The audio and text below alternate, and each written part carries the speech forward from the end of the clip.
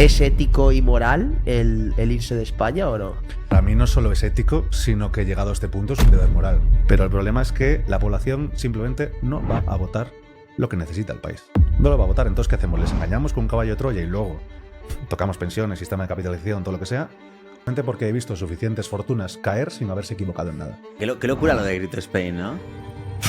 Sí. A mí donde yo dejé de defenderlo y me inhibí fue cuando me enteré de que vaciaron Sentinel el día anterior de que saltase todo. En el momento en el que un partido no hable de lo evidente, no hable de las pensiones, no hable de la inmigración problemática, que son cosas como evidentes que no te atreves ni a mencionar porque se te echan encima, en el momento en el que un político no habla de esa manera, pues para mí es establishment. Y Alex, a día de hoy, para un emprendedor, vamos a decir que una empresa pequeñita, con 2-3 empleados, a día de hoy, ¿cuál es la mejor opción para irse? Yo soy un obseso de la invulnerabilidad. Yo quiero ser patrimonialmente inmortal.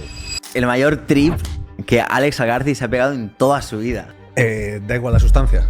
Da igual, la que tú prefieras. Que hay un avión que coger. En 7 minutos cuento los dos. Yo en los últimos 4 años he pasado por un proceso de crecimiento personal muy importante. Ya un minutito de vuestra vida, si os ha tenido que replantear cualquier cosa, cualquier concepto con Trippers, ya estamos agradecidos de por vida por Trip.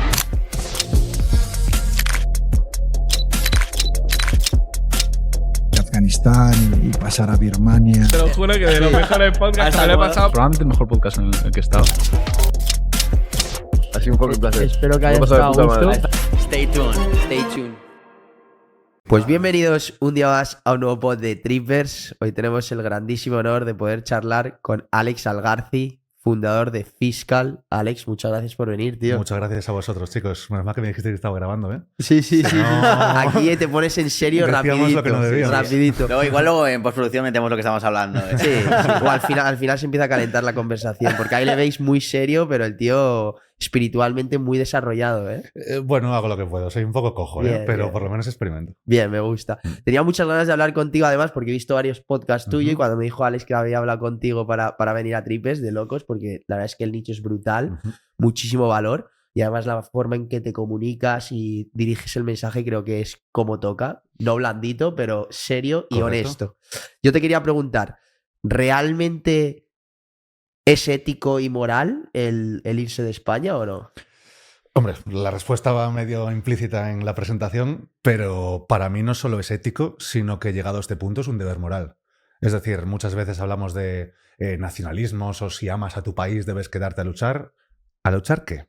Si estás a merced, o sea, tienes una espada de Damocles encima, en el momento en el que eres incómodo para el régimen, esa espada se deja caer y hunden tu reputación, o hunden tu negocio, o hunden lo que sea. Entonces, si de verdad quieres luchar, hazlo armado o sin la posibilidad de que te desarmen en ese sentido. Entonces, son dos factores. Uno, estás protegido y antes que tu país, por mucho que lo ames, estás tú, tu familia y los tuyos. Eso vaya por delante. Pero es que además, si estás en contra del régimen, si estás en contra del establishment, si estás en contra del gobierno, de lo que sea, no lo financies, cabrón. O sea, la mejor forma de protesta es desfinanciándolo. Si al final la batalla cultural está... Ahora parece que empieza a cambiar un poco la cosa, pero llevamos 7-8 años de dominio absoluto mediático, educativo, judicial, hasta las psicólogas, el equipo de psicólogas judiciales. Es como hay una línea única y si quieres financiar eso, pues maravilloso. Entonces, ¿tú lo consideras moral y ético y necesario? ¿Se puede ser patriota e irse de España para pagar menos impuestos?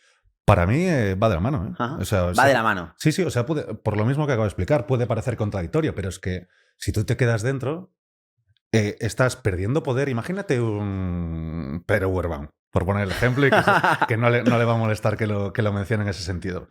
Es una persona que haciendo un buen dinero, por su estatus de marca personal reconocible, tiene que tributar casi todo en IRPF. Puede vehiculizar muy poco a través de una empresa. Entonces eso hace que le vuele la mitad.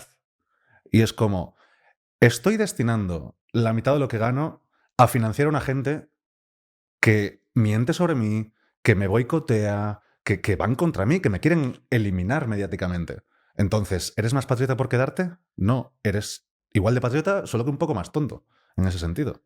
porque no estás cumpliendo con tus objetivos. Y cuando te quitan la mitad de lo que ganas, dices, bueno, eso es que ganas mucho. Y digo, ya ganas mucho ahora. ¿Quién sabe si lo va a ganar en el futuro? Porque cuando entres en pérdidas no te van a devolver la mitad Claro. de las pérdidas. Entonces, para mí primero tiene que cuidarse uno. Los nacionalismos son muy bonitos, pero primero uno y los suyos. Es un deber moral como hombre o como persona cuidar de tu familia. Pero después de eso, si queremos tocar el tema de patriotismo, nacionalismo, para mí no solo es compatible, sino que... O sea, yo estoy haciendo más por España de lo que haría dentro. ¿Por qué? Porque desde fuera soy más notorio, predico con el ejemplo y hago que mucha más gente se salga. O sea, para mí es mucho más valioso desfinanciar el sistema que la batalla cultural. Las dos son necesarias. Pero en el fondo, antes de este shift, digamos, con la victoria de Trump, toda la caída de la hegemonía woke, digamos, antes de eso, en España no podías mencionar absolutamente nada. Entonces, el hacerlo desde fuera, yo qué sé, Wall Street Wolverine. Wall Street Wolverine, si estuviera en España, estaría cogido por los huevos, básicamente. Es más, yo creo que la pandemia todo nos ha puesto un poco de capirote de plata aquí, ¿no? De decir, hostia, lo que antes me parecía una conspiración, ahora empieza a parecerme realista en ese sentido. Y por mi trabajo, a raíz de reunirme con según qué personas, pues me dijeron, Ale, siempre que pienses mal y siempre que pienses que te estarás quedando corto. Entonces, muchos perfiles que todos conocemos, que esos ya sí que no los voy a mencionar, tienen unas persecuciones acojonantes. Por ejemplo, Hacienda te puede hacer una comprobación parcial. Una comprobación parcial coge tu IRPF del 2022 y te cuestiona una serie de facturas, un trimestre o lo que sea. Eso es una comprobación parcial. Luego te pueden comprobar el resto. Pero si te hacen una comprobación total y se cierra porque consideran que no hay nada erróneo ahí, eso no se puede volver a tocar. Queda como blindado. Entonces, a estos ciertos perfiles de tele, de radio, de redes, políticos, que son molestos en ese sentido, pues como ya le han hecho una comprobación total de todo, y esto es acojonante porque yo no pensaba que pudieran llegar tan lejos, es que cada trimestre nuevo se lo levantan. Saben que no van a tener nada mal, porque le han levantado el anterior, y el anterior, y el anterior, y no vas a ser tan tonto. Pero les meten miedo. Ahí están, y te amargan, tal. Y, que mola menos, porque yo puedo decidir exponerme y asumir ciertos riesgos. El problema es que vayas contra mi familia, el problema es que vayas contra tal. Yeah. Entonces, para mí es un imperativo moral. Si quieres hacer algo, si vas a luchar, si solo te vas a quejar en Twitter, no. Pero si vas a hacer cosas relevantes, hazlo desde fuera, porque es que si no, eres un guerrero caído. No, me refiero, ¿qué valor tiene? ¿Eres muy valiente por irte a luchar a Afganistán, a Gaza, depende del momento? No, si vas sin armas, por mucho ímpetu que tengas, eres tonto. Admiro tu ímpetu, pero vas a morir. Claro. Vas a morir y vas a dejar a tu familia sin tu capacidad de protección o de lo que sea. Está claro. ¿Y a ti de dónde te viene todo esto? O sea, ¿de dónde te viene esta necesidad de luchar, de intentar liarse la Hacienda? ¿De dónde te viene todo esto? A ver, hay una parte terrenal y otra parte como más... espiritual. Sí, bueno, lo primero que yo soy hijo de asesor fiscal y mi padre es de esas personas de extrema pulcritud con el deber y el bien. Al punto de ser tonto muchas veces, evidentemente le pasa a mucha gente por encima por ese... Me da igual lo que me hagan, yo hago lo correcto. Y mi padre tiene 71 años, está jubilado activo, porque es de esa gente que nunca va a irse, seguramente. Y el chantaje que siempre comento en redes, que te hace Hacienda en el sentido de, oye, vale que hay muchos contribuyentes que hay que sancionar, evidentísimamente, pero hay otros que no, y se les sanciona sabiendo que para ir a juicio tú tienes que garantizar esa cantidad y que muchas veces pues dices, oye, en vez de entregar 1 millón de euros y al cabo de 6, 7 años recuperarlos, pues a lo mejor prefiero pagar la mordida, porque si estás en un procedimiento de 1 millón de euros, probablemente te diga, mira, paga 200.000 y aquí paz y después gloria. O deposita el 1 millón, paga a tus abogados, paga todos los costes que sea, el coste de oportunidad, la incertidumbre, el downgrade emocional, también, ¿no? exactamente, y luego lo recuperas. Entonces juegan con esa baza y por supuesto el inspector se queda con su bonus, gane o pierda el juicio posterior. Pues esto que siempre cuento en redes le sucedió a mi padre. A muchos clientes también, a muchos clientes. Pero en mi padre, 1, porque es mi padre, y 2, porque es una persona que no tenía nada que ver con la jugada. Y yo le dije, bueno, papá, me da igual, vamos a juicio, lo que dure y se garantiza y ya está. Y llegado el momento pasa lo que pasa a todo el mundo. Todos se dan golpes en el pecho en la fase administrativa y luego llega el momento de, oye, pon X cantidad o pon X entre 5 y nos olvidamos. Claro. Y creedme que todo el mundo acepta. ¿Qué pasa? Que para un tío con ese mindset que tiene mi padre, pues lo ha gestionado mal. Vigo es una ciudad pequeña. Él cree que eso es un atentado contra su reputación y bueno, ha sido difícil para él. Del mismo modo, pues lo dicho, lo he venido viviendo en clientes cuando trabajaba como asesor normal en España, quiero decir. Y bueno, esa es la parte terrenal de por qué quiero hacer esta lucha. En general, contra el sistema, no solo Hacienda, ¿eh? O sea, hay distintos poderes que me tocan los cojones. Es que yo te quería preguntar por eso, porque entiendo muy bien este argumento de desfinanciar como el gobierno, el establishment y todo el sistema, pero este sistema del que hablas es una cuestión de derechas o izquierdas, es decir, porque ahora obviamente tenemos al PSOE desde hace unos años y obviamente sus políticas, sobre todo fiscales, pues no ayudan para nada a los emprendedores, pero por ejemplo con partidos de derecha, ¿esto sería diferente, tú crees? ¿O es el establishment global de España que no permite que se cambien las cosas? Porque yo me acuerdo cuando salió el PP hace más de 10 años, Montoro hizo la mayor subida de impuestos de muchísimos años. Entonces, Rajoy, ¿esto es una cuestión de PSOE o no? Rajoy y Feijóo estaban a la izquierda de Felipe González. Ya. O sea, eso es así. Al final votan juntos en el Parlamento Europeo, lo que realmente nos afecta. O sea, no hay diferencia entre PP y PSOE. Es una filfla, es una ficción. Y tampoco Vox para mi gusto. Para mi gusto son completamente establishment. En el momento en el que un partido no hable de lo evidente, no hable de las pensiones, no hable de la inmigración problemática, que son cosas como evidentes que no te atreves ni a mencionar porque se te echan encima, en el momento en que un político no habla de esa manera, pues para mí es establishment y será una filfla de que una apariencia de opciones que no es real. A mí me gusta más un Milei, un Bukele, un Trump en ese sentido. ¿Estáis de acuerdo o no? Porque Bukele tiene un punto socialista. Pero por lo menos te dice la verdad, te dice lo que ve y luego estarás de acuerdo con la medida que él propone para corregirlo o no. Pero habla de la verdad, no te está contando una ficción de puntos morados y de no sé qué. Eso no es la problemática del país. Entonces, no creo que haya ninguna opción política ahora mismo en el panorama español, ni sé si puede haberla. Pero con la situación económica, porque tampoco hay margen de maniobra para bajar impuestos y adoptar otras políticas económicas. La aritmética no da. Ajá. La aritmética no da si no se produce una inflación brutal que hace que la deuda pública, o sea, básicamente, cuando digo la aritmética no da, es porque España es un país que sistemáticamente gasta más de lo que gana, desde siempre, además, salvo algún año de superávit que ha habido por ahí en 2006 o una cosa así. Y su gasto público solo aumenta. Y su recaudación aumenta en valor nominal, pero no en valor real, porque la inflación ha subido más que eso.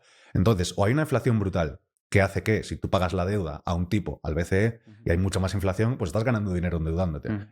Y salvo que se dé eso, que sería terrible para la población porque la empobrecería, pero sería lo que salvase, con muchas comillas, al país, todo eso acompañado de ciertas medidas.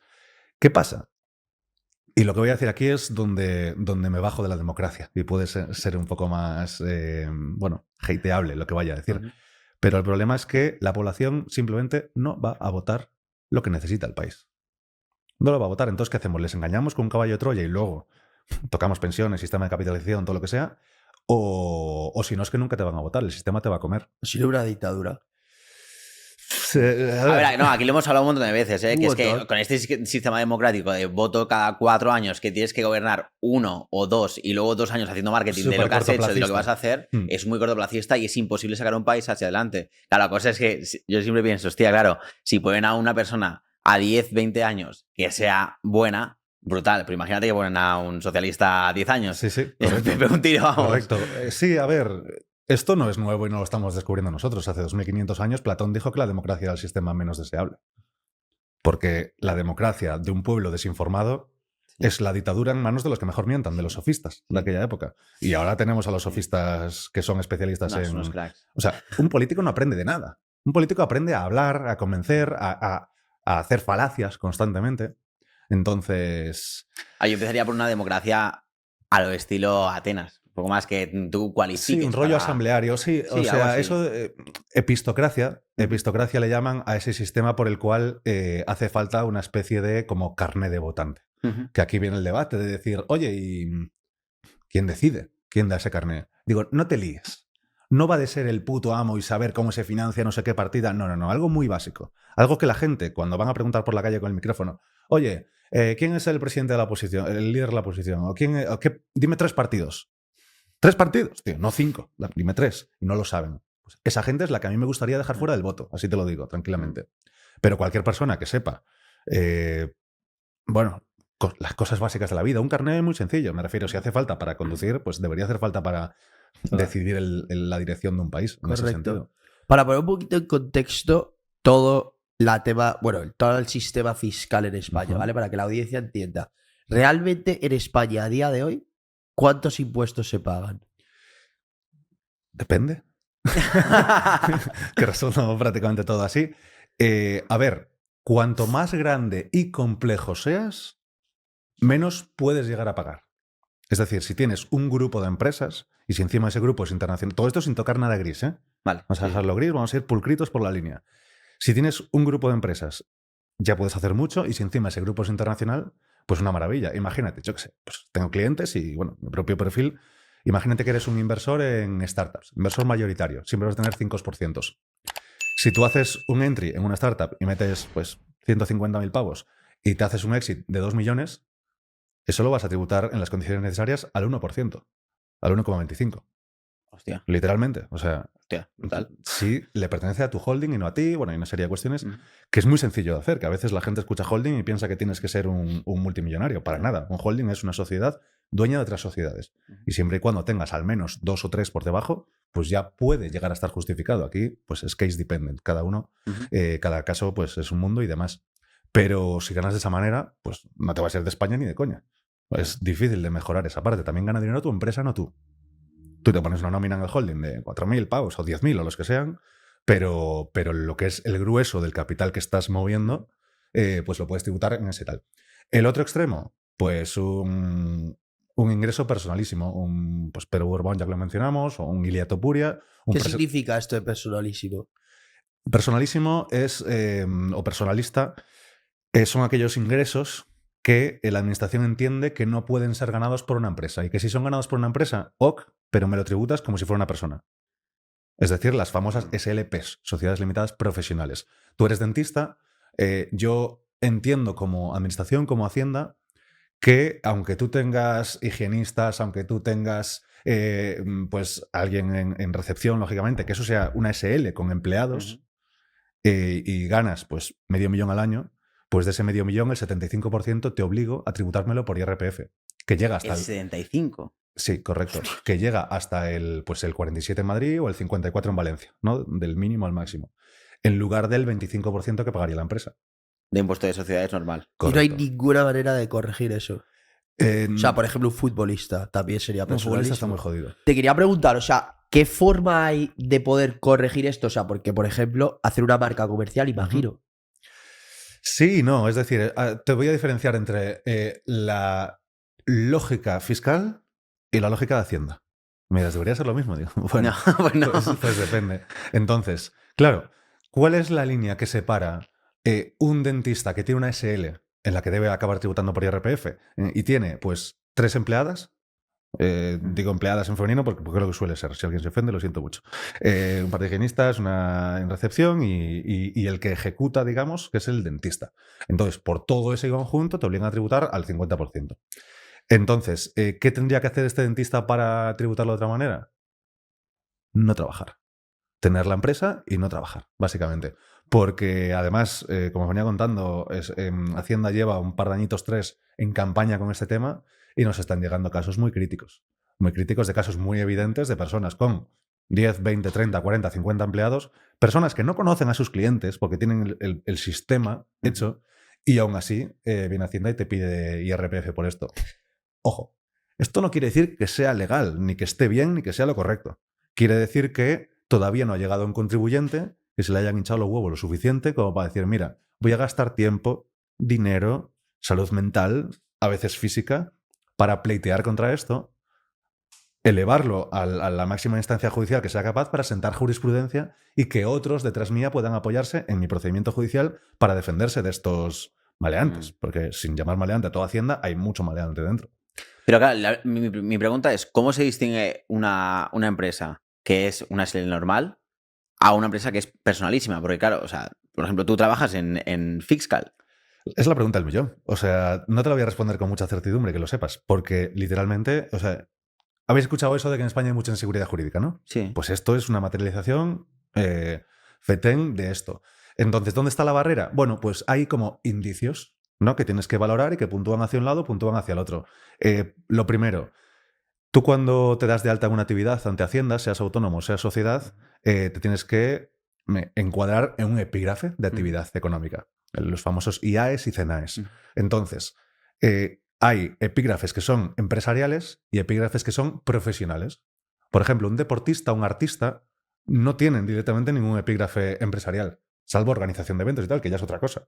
Pero las actividades artísticas y deportivas no hay huevos, siempre van a ir por personalísima, por IRPF o no vehiculizable a través de SL, digamos. Entonces, hay otros, me dices, bueno, ¿y un consultor? ¿Y un asesor? Pues ahí va a depender mucho y hay bastante litigiosidad discutiendo estos temas. Entonces, en tanto en cuanto tú entregas un servicio que no depende exclusivamente de ti, es un poco el check debe ser, oye, si yo me aparto o si yo vendo esto, ¿puede seguir funcionando? ¿Es un sistema de recursos puestos a disposición para generar ingresos? ¿O soy yo con muchos ayudantes? Ok, vale. Que esto sigue siendo difícil de poner la barrera. Por eso acojona muchas veces y la gente dice, mira, me voy y ya no tengo este problema. Claro. Porque en otros países de Europa, con ordenamientos tributarios muy equivalentes, o sea, la norma dice prácticamente lo mismo, pero la praxis de Hacienda a la hora de fiscalizar eso es completamente diferente. Vale. Por eso asesores de todo el mundo desaconsejan hacer nada en España. Eso es muy difícil de verlo. Comprarte una casa. Sí. Y eso, si eso es difícil, o sea, a vosotros pensaréis es normal que os sea difícil porque no estáis en el gremio, pero es que para nosotros es difícil también. O sea, nosotros no tenemos certidumbre muchas veces. Es más, creo que buena parte del éxito que hemos tenido en fiscal tiene que ver con la sinceridad. Porque un asesor clásico no se va a querer mojar. Claro. Entonces te va a dar la opción amarrategui. Te va a dar la opción más por el libro. No por el libro. Por el libro para el actuario de Hacienda. Que muchas veces dices, pero mira la norma, mira la ley, mira el código tributario, mira la ley de sociedades, la ley de IRPF, lo que sea. Y dices, ya. Te dan la razón, pero Hacienda te lo va a fiscalizar. Claro. Entonces nosotros lo que hemos hecho es, oye, blue pill o red pill. En plan, mira, estas son las dos realidades. Eres adulto, escoge. Yo no te voy a mandar por la marrategui porque yo tenga miedo de tener que defenderte después cuando Hacienda te lo levante. Pero mira, tenemos un cliente muy gordo, ex socio de un elefante recién llegado a las redes, que luego os lo comento, una persona que factura 1.000 millones, o sea, que gana mucho dinero. Y bueno, tuvo una consultoría con un consultor de fiscal y me llama asustado en plan, oye, mira, ha pasado esto con este cliente, sé que no quieres que te escalemos cosas que no sean técnicas y demás, pero mira, ha pasado esto. Y le llamo y nada, comentando un poquito, me dice, mira, Alex, yo ya sé, o sea, no quiero... yo quiero hacer cosas que te he escuchado decir, que sé que siendo correctas, que es muy probable que Hacienda las levante. Me dijo, vengo con 5 kilos para pleitear. Solo quiero, en plan, como misión vital, ¿sabes? Es un tío que, pues, tiene una energética y instala suministro eléctrico gratis y lo deja gratis durante muchos años en poblaciones desfavorecidas. O sea, es ese rollo. Entonces quiere hacer lo mismo desde la parte fiscal porque le acaban de tocar mucho los cojones y básicamente dice, les traigo 5 kilos para garantizar operaciones y poder, o sea, expedientes y poder sentar jurisprudencia para los que vengan detrás. Entonces, estos héroes sin capa, cuantos más haya mejor. Sí, que este va a la guerra, vamos. Básicamente claro, está preparada la guerra. Pero tenemos que hacerlo así. De hecho, una ilusión que yo tengo ahora cuando es como que fiscal va muy para arriba y es como que no me dejan meterme en actividades menos lucrativas. Plan, oye, no sabemos cuánto tiempo va a durar esto, hay que surfear la ola. Pero una ilusión que yo tengo es hacer una línea pro bono. Una línea pro bono en un despacho son, pues, no voy a decir acciones sociales, porque no me gusta ir de generosillo y tal, porque no es por generosidad, es por cabreo con el sistema. O sea, es una línea en la que, pues, no vamos a ganar dinero, pero vamos a sentar jurisprudencia para los demás. Entonces, quiero hacer llamamientos por redes sociales. Oye, enviadnos casos que tengáis vivos o que hayáis tenido, los vamos a recopilar y haremos reclamaciones masivas. O sea, lo que hacen un Preico de turno o un Arriaga contra los bancos, pues lo mismo, pero contra el Estado. O sea, yo había escuchado una cosa, te quiero preguntar, porque había escuchado que, por ejemplo, si yo tengo un canal de YouTube personal, pues ahí es personalísimo. Pero, por ejemplo, si ponemos strippers, la marca comercial, ahí todo cambia.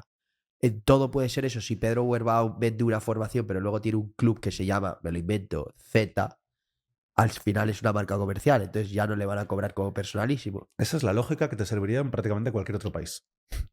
Aquí no. En España puede que sí, puede que no. Es cierto que cuando hay varios socios es más difícil saber como si hay una persona de la cual como viene más valor a la empresa y por tanto la que deba tributar por IRPF. Pero yo, Trippers, lo haría una empresa, sin duda. Ya me defenderé. O sea, me refiero al final como lo que iba a pagar de IRPF. O sea, el worst escenario, puedo ir a pagarlo directamente o puedo esperar a que me lo levanten. Porque lo que sí que podemos defender bien es la falta o la ausencia de dolo o la ausencia de mala fe a la hora de tributarlo como SL y no como IRPF. Vale. Y aunque Hacienda antes sancionaba eso, hace un año o dos el Supremo ha dicho que si no se demuestra dolo no puede haber sanción. Solo puede haber la regularización, es decir, lo que debiste haber pagado. Entonces, tu worst escenario, tu exposición a riesgo, es pagar en IRPF. Entonces, oye, me voy por SL y siempre tendré tiempo de que me lo reclamen y bueno, y yo en lo personal lo pelearía y demás. Pero sé que estás buscando una línea, un perímetro al concepto de personalísimo y es que no lo hay. Yo, por ejemplo, o sea, yo me llamo Alejandro Reyes y tengo un canal de YouTube que se llama Aprende Inversión. Entonces, en ese caso, me lo meterían por personalísima 100%, ¿no? Porque Seguro. soy yo hablando de... Sí, seguro. ¿Y tu negocio de criptos también? Claro, y mi negocio también, claro. O sea, yo aunque monte SL, me lo van a pasar por IRPF. El negocio de criptos, al ser un mundo de inversiones y demás, es mucho más fácil defenderlo. Yo qué sé, hay negocios que están más en el filo, como una agencia de marketing, hay negocios, yo qué sé, una asesoría, un despacho como fiscal. Ahora, fiscal porque es un equipo de 60 personas. Pero evidentemente, al principio, cuando estaba yo solo, y cuando estaba yo solo con 4 o 5 ayudantes, digamos, eso me iría todo a lo personal, claro. Evidentemente. Digo, y en Fiscal, ¿a partir de cuánto de beneficio, vamos a decir, ni facturación, de beneficio, recomendáis iros de España? Esto siempre lo respondo igual. Y es la cantidad de diferencia, ¿no? Pues estás pagando X en España, valoras pues Y, Z países y pagarás tanto menos. Bueno, pues cuando esa diferencia, cuando esa diferencia justifique el roce o lo difícil que sea para ti marcharte. Mi ejemplo, yo me fui sin estar ganando nada todavía, porque me dolía tanto en el alma la idea de saber que iba a prosperar y que la mitad me lo iban a llevar, que me resulta tan dolorosa que me costaba motivarme para oye, lo que estamos aquí somos todos emprendedores, sabemos el precio a pagar en esfuerzo personal y demás. Entonces, pagar ese precio para financiar la mitad de gente que me insulta, pues no, me niego en rotundo. Entonces, yo me fui con una mano delante y otra detrás, pero también es cierto que para mí era muy poca fricción por la cercanía, claro. Porque soy asesor fiscal, porque conocía de la zona y demás. Entonces, si te vas a ir pues a Dubái, ahí ya tienes que empezar a valorar otras cosas. Oye, mi pareja se viene conmigo. Oye, mis padres tal. Mi pareja no se viene conmigo a ahorrar 20.000 euros, pero mi pareja igual se viene conmigo a ahorrar $500,000 al año. Claro. Entonces, ahí donde cada uno lo quiera poner. Y mucha gente piensa, no, me voy a tal país a pagar un 0, un 9, o un 10, o un 15, lo que sea. Y digo, depende. O sea, el cómo ganemos la pasta es muy importante en ese sentido. Entonces, no te sé poner un número.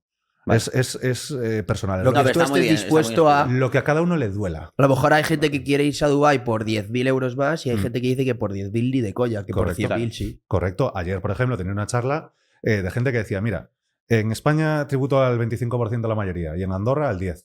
Yo por un 15% de diferencia no vivo en la montaña. Claro. Eso es lo que decía la persona con la que estaba hablando ayer. Habrá muchísima otra gente que sí. Claro. Y además un 15% de cuánto. Porque si es de 200.000 euros, no, pero si es de 30 millones, pues a lo mejor sí que me lo pienso. Entonces es súper personal. Hay gente que, pues tienes a tus padres malitos, por ejemplo. Pues a lo mejor no hay diferencia monetaria que te haga marcharte. Entonces yo siempre le llamo la ecuación de la decisión, que para cada persona tiene una serie de variables. Total. Entonces le dará importancia a unas u otras. Y el tema, claro, el tema terrenal ha quedado claro. Ostras, te quedaste en la cuestión, el inicio. La cuestión, yo pensé, se les pasó por alto. La cuestión, no, a mí no se me pasa nada por alto. Hemos hablado un poquito de lo terrenal y toda la parte, pues por qué lo has hecho, pero la parte espiritual me he quedado con la curiosidad. Eso es algo que te voy a responder lo que yo creo, sin saber si lo que creo es la verdad, porque lo que creo hoy no era lo mismo que hace 2 o 3 años. Y además ha sido ayudado por terapeutas y al final uno en la búsqueda de verdad, sosiego mental y psicológico, pues va buscando cositas. Entonces, que si desde la herida de la infancia, que si pasó tal cosa, que si tal. La realidad es que no tengo muy claro dónde me viene, pero he sido siempre así. Es como una especie de... A ver, lo voy a hacer de otra manera. Con 21 me diagnosticaron un trastorno bipolar. Por depresiones acumuladas y un poco el contraste de esas depresiones con mi personalidad, con el hecho de que yo hasta los 26, 27 pensaba que para mí dormir 3-4 horas al día era lo normal. En plan, vale, pues yo soy así, es lo que hay. Nunca había conseguido dormir 8, ¿sabes? Nunca. Entonces, entre eso, que pues ya era emprendedor de aquellas, que como que chocaba un poco más a un terapeuta y demás, dice, vale, pues maníaco perdido y luego depresiones, trastorno bipolar de manual. O sea, al final cargué durante, estimo que 8 o 9 años, porque hace un tiempo que me estoy sacudiendo esa etiqueta, con una mochila súper pesada, porque es una etiqueta pesada. Tú a ti mismo te dices que tienes un punto de minusvalía, ¿sabes? De decir, oye, no puedo hacer tal cosa o te cortas de hacer tal otra. Y al final te das cuenta que te diagnostica una persona que llegas allí y te atiende así. Ah, sí. ¿Y qué tal duermes? Y va apuntando y dices, epa, ¿me vas a dar un antipsicótico por esto que te he dicho yo, que puedo estar en un momento descentrado? Y lo que te he dicho hoy puede ser distinto a lo que te diga mañana, según el estado de ánimo. Long story short, la novia de mi socio, a raíz de conocerme, habló con mi socio y me dice, bueno, él me lo transmitió y me dice, oye, que no creo... O sea, sensación y sin animarse a diagnosticar nada porque fue una conversación de 1 hora y demás.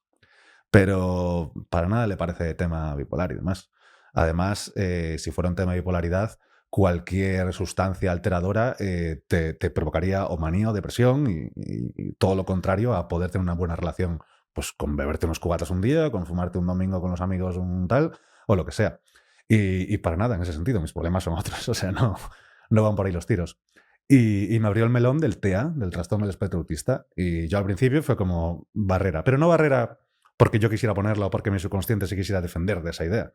O sea, no sé qué prefiero, si es autista o bipolar, ¿sabes? Las dos suenan fatal. Claro. Entonces, simplemente no me cuadraba con la idea que yo tenía del TEA, de Asperger, o que ya no se utiliza, o del espectro autista. Y digo yo, joder, yo tengo habilidades sociales, o sea... Te salgo a un evento a hablar delante de 1.500 personas y me da igual, ¿sabes? O sea, lo improviso y no tengo demasiado problema. Se me hacía como totalmente contradictorio con la idea de ser autista. Pero bueno, me envió el DSM, que es como el criterio de diagnóstico en psicología y psiquiatría. Descubrí que hay muchísimos autistas completamente funcionales y demás, pero que sí que hay como muchos rasgos en común. Y eso lo puede tener una persona neurotípica normal, solo que en ciertas personas es como mucho más exagerado. Entonces, claro, yo he hecho la vista atrás y yo siempre he sido un buen niño, un buen chico y ahora creo que soy un buen hombre. Pero yo he sacado matrículas de honor en el colegio, en la carrera, en la selectividad, en los máster, siendo problemático. O sea, siendo problemático en el sentido de... para mí la palabra que lo define bien es irreverente. Vale. O sea, no me impongas tu visión. O sea, estoy súper abierto a que me convenzan. De hecho, creo que soy bastante flexible en ese sentido. Pero no me la impongas. Pero como me la impongas y encima sea porque sí, o me das unos motivos que son falaces, pues no, me planto. Y cuando un profesor, cuando un policía, cuando tus padres, cuando un hermano mayor te quieren poner su autoridad, pues oye, protesto, pataleo y me quejo. ¿Te ha pasado algo con la policía o qué? Sí. ¿Se puede contar? A ver, sí, o sea, me refiero, aparte de alguna... Bueno, me quitaron el carnet con 21, que fue un poco detonante por conducir habiendo bebido, sin más. El problema es que... a ver, la voy a contar. Empezamos. Está todo prescrito, entonces me da igual. Vamos a ver, yo me merecía no esa multa, pero sí muchas otras en aquellos años. Porque salía a fiesta y luego cogía el coche tranquilamente y demás. ¿Qué pasa? Que Vigo es un lugar muy pequeño. Y yo estaba con el coche aparcado. Había salido de fiesta y el coche estaba aparcado en el centro. Entonces, pues nada, sales de fiesta, tal, ligas, hablas con alguien, tal, y estamos en el coche, llevamos media hora en el coche charlando. El coche con las luces encendidas para poner la calefacción porque era invierno, hacía el frío del copón. Llega la policía, se me para al lado, el coche aparcado y no se había movido en toda la noche. Se iba a mover, pero no se había movido en toda la noche. Y me dicen para hacer un control de alcoholemia. Y yo, no. El coche no se ha movido, en plan, yo conozco mis derechos, no tengo por qué soplar. Y me dicen, negarse a la prueba de alcoholemia es un delito penal. Y yo, si soplo, es delito penal.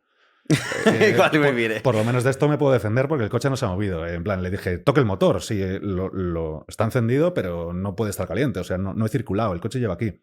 De hecho, con mi borrachera y demás, empecé a salir y tiene que haber 1000 cámaras por aquí, tiene que haber en esta tienda, tiene que haber tal. Las vamos a ver. Estás en modo abogado, ¿no?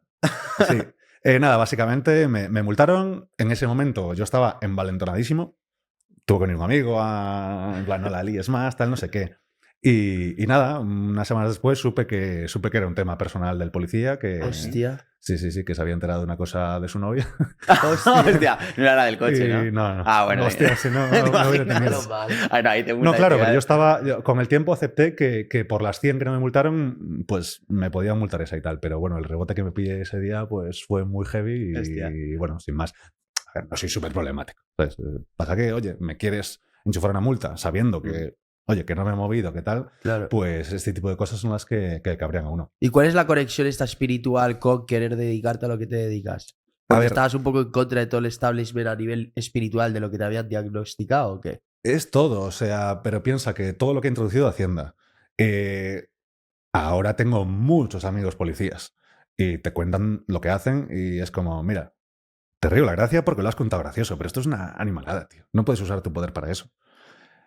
La seguridad social, si por ellos fuera, o sea, si yo dependiera de la seguridad social, para ellos la forma más cómoda de gestionar a un paciente como yo, desde los 21, presumiblemente hasta que me muera, es zombificarme. Porque la medicación que me dieron sin escucharme, que eso es lo que me jode, si me la das porque comprendes que la necesito, vale. Pero no te has esforzado en comprender lo que me pasa, ni me has derivado por lo menos sugiéreme que, oye, mira, tío, aquí no te podemos atender. De hecho, un psiquiatra de la Seguridad Social me lo dijo, mira, Alex, te veo un tío muy consciente, te veo un tío tal, pero veo que llevas años como buscando respuestas y buscando tal. Déjame decirte que la salud mental en la Seguridad Social es una entelequia. Salgo de la consulta, busco entelequia en Google, a ver qué coño es, y es algo que es imposible, que no puede darse, como una especie de oxímoron, ¿no? Por una mera cuestión de recursos. Antes de eso, pero sobre todo después de eso, pues ya me entregué a la privada por completo. Pero, joder, ese estado que te esquilma impuestos, luego opta antes por darte una pastilla en la que te conviertes en un zombie completamente, ¿sabes? Si una persona neurotípica es así, un presunto bipolar es así, pues un medicado es lineal. Y créeme que no tienes menos ganas de vivir nunca. En plan, es mucho mejor vivir con el sufrimiento y con la alegría que vivir eutímico. Porque ahí es donde pierde el sentido y, bueno, las ideaciones... no sé si esto os lo joderá YouTube, si no me ponéis un desmorirse. Se dan al inicio de medicaciones muchas veces. Hostia. Entonces, claro, el establishment está en todo. Es como una filtra, es como una mentira. Ahora estoy reestudiando la historia porque me doy cuenta de que la mitad de lo que nos contaron es mentira. O sea, muchos compañeros de promoción están en Big Four, en auditoras, que son empresas gigantescas, que no solo están de la mano de cualquier multinacional, sino de cualquier gobierno, y es un modelo de negocio de mentira. O sea, ¿por qué una empresa elige al policía que le tiene que inspeccionar, entre comillas, y le paga millonadas por ello? Oye, tío, no me toques los huevos que contrato al otro. O sea, pero te refieres a las auditorías. A las auditoras. O sea, es como hay mentiras en todas las partes del sistema. Entonces, es tan frustrante, se siente uno tan engañado cuando llega a la adultez que dices, o vivo ajeno a esto, porque la pastilla azul no me la puedo tomar. O sea, no puedes volver atrás y saber lo que has descubierto. Claro. En ese sentido. Dejar de creer en la ciencia, por ejemplo. Yo era muy cientificista, muy cartesiano, muy empirista. Y de repente dices, no, estudio científico. Y digo, ¿estudio científico financiado por quién? ¿Con qué tamaño muestral? ¿Qué tipo de individuos? ¿Qué preguntas has hecho? Porque según hagas la pregunta vas a llegar a una respuesta u otra. Y te das cuenta de que está corrupto y de que la policía, la ciencia, la seguridad social, cualquier estamento está lleno de personas cobardes que prefieren tapar los ojos, taparse la nariz y tirar para adelante. Y un poco por eso hablo de guerra no espiritual, pero casi. Claro, en ese sentido. Total. Y entonces, para la gente que tenga también este sentimiento como tú, o pues el típico emprendedor o empresario español que está harto de pagar, a mí me gustaría que tocáramos un poquito las principales soluciones o opciones que tiene un empresario, empezando, por ejemplo, por Andorra, que es la más cercana y la que más revuelo empezó a formar hace unos añitos? La segunda más cercana. La segunda más cercana. Bueno, depende cómo lo veas. Bueno, de Portugal. Madrid, sí, de Madrid la segunda. Sí. Entonces, en Andorra, yo creo que ya todo el mundo que escucha Tripes probablemente ya sepa cómo funciona. ¿Hay alguna novedad en Andorra o sigue todo igual? Novedad no del 25 ni del 24. Bueno, sí, fue en febrero del 24, creo, cuando endurecieron los requisitos de entrada. Vale. Que bueno, hay diferentes vías. O sea, a otro país de Europa no tienes que hacer nada, ¿no? Y como ciudadano europeo te mudas y ya está. Dices que te mudaste y... Vale, o sea, vale, por ahí me parece muy bien enfocado. O sea, en Europa, por ejemplo, las soluciones que tenemos son en... Bueno, la mayoría de Europa, como has dicho, es muy fácil. Simplemente te mudas cambias y ya está. Sí, sí, entre ciudadanos comunitarios es todo muy smooth, muy sencillo. Pero tú para mudarte a Andorra necesitas un permiso de residencia. Vale. O un visado o una visa, para que la gente sepa que todo esto son sinónimos. Y hay que diferenciar muy bien permiso de residencia fiscal. Ok. Vale, el permiso de residencia es, como tal, te dan la posibilidad de vivir en el país. Pero si luego no pasas los días necesarios o no cumple con los requisitos, puedes tener perfectamente un permiso de residencia sin ser residente fiscal. Vale. Y viceversa. No en Andorra quizás, pero un inmigrante que viene a España ilegal y no tiene una visa, no tiene permiso de residencia, pero sí tiene la residencia fiscal. Okay. Que es un poco contradictorio, sí. Pero es una situación que... Es una situación que puede darse en ese sentido. También, para que la gente lo entienda, permisos de residencia puedes tener infinitos y residencia fiscal puedes tener solo una. Okay. Así para que la gente se ubique. Entonces, para entrar en Andorra hay diferentes vías. Un poco están como las tres principales son empleado por cuenta ajena, que esta no tiene prácticamente ningún requisito más allá de que te contrate una empresa andorrana, un autónomo andorrano. El segundo, que es el más habitual de todos, que es la famosa fianza, ¿no? Depositas una fianza. Importante saber que no es un pago. Es una fianza. ¿Cuánto es ahora? Era 15.000 hasta creo que es febrero del 24 y ahora son 50.000 euros. 50.000. O sea, tú si quieres conseguir la residencia fiscal tienes que depositar una fianza de 50.000 euros. Correcto, al gobierno andorrano, que recuperarás cuando te marches. Si no te marchas, si no te marchas, se la quedan. Y no intereses ni nada. Vale. O sea, son 50.000. Básicamente es un país que controla mucho. Tú rompes algo, te lo van a quitar de ahí. Digamos. Okay. Y también se guardan de todas las multas, de toda la que líes poder expulsarte si no pagas. Es como un seguro para el gobierno en ese sentido. Y lo aumentaron tanto básicamente por la crisis de vivienda. Al final Andorra se debe, bueno, como cualquier político, por fortuna o por desgracia, se debe a sus votantes, que no son los que están entrando con permisos de residencia. Son los que nacen ahí, ¿no? Son los que se están quedando sin casas. Claro, es que está carísimo ahora. Que tienen que vivir en la SEU o que tienen que vivir donde sea.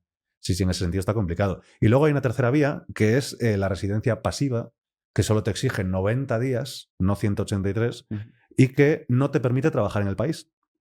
La residencia pasiva requiere que hagas una inversión determinada en activos del país, bien en depósitos del gobierno, bien en inmobiliario y demás. Y bueno, puedes tributar a la andorrana viviendo 90 días como mínimo, más si quieres puedes también, pero no puedes desarrollar una actividad económica desde allí. Hay mucha gente que ve esto y dice, de puta madre, 90 días en Andorra, el resto sigo en mi casa y demás. Claro. No vale así. Tú en el momento en el que pasas más de la mitad del año en España, eres residente en España, claro, da igual todo lo demás. Puedes viajar por el mundo, eso sí. Claro, la gente ve esto con Chipre, dice 60 días en Chipre, 90 días en Andorra, 90 en Portugal, que lo conoce menos la gente, Reino Unido, Irlanda, 90 días también. Todo eso está del lado de estos países, bien validado, pero también tienes que tener en cuenta quién puede amenazar o reclamar tu residencia fiscal en ese sentido. Claro. Vale, o sea, para todos estos países, como la regla principal es que no puedes pasar más de medio año en otro país, porque entonces en ese momento te conviertes en residente fiscal en ese país. Si te pillan. Si te pilla, vale, porque luego lo digo porque la inmensa mayoría de gente que vive en un país del que no es nacional, pues nunca le pillan. Hay infinitos extranjeros en España que siguen tributando en su país y llevan aquí 10 años viviendo, tienen hijos y tienen todo, que dices, pero ¿cómo no has tenido problemas todavía? Ya. A patadas. ¿Y a Hacienda no les pilla eso? A muchos les pillará, pero muchos otros no. Entonces tú como español tienes papeletas para tener problemas con España. Pero es mucho más difícil que la tengas con otro país. Hasta que hayas hecho como vida allí, te hayas establecido. Hay un término, no en fiscalidad española, pero sí, hay como dos grandes ramas del derecho que cada país de Occidente, digamos, ha tirado. El derecho más anglosajón o el derecho más continental, que es un poco el continental que tenemos en España, en Francia, en Alemania. Bueno, en Alemania es un poco mixto, en Italia. Y el derecho anglosajón, pues evidentemente, pues todo lo que es Commonwealth. El Reino Unido, Irlanda, Malta, Chipre, un poco los germánicos tienen un toque de eso, evidentemente los Estados Unidos y demás. Entonces, Andorra está, Portugal, hace unos años era un chollo, te montabas una Hasta el LLC año en Estados Unidos, hasta el año pasado, Sí. te montabas una LLC en Estados Unidos y al final los dividendos los pagabas bonificados al 95%, si no me equivoco. No, los dividendos bonificados al 95% se da en los holdings españoles. Ah, que, vale. que reciben dividendos de sus matrices, o que venden, Vale. perdón, de sus filiales, o que venden una filial. En este caso, directamente es que el dividendo está exento.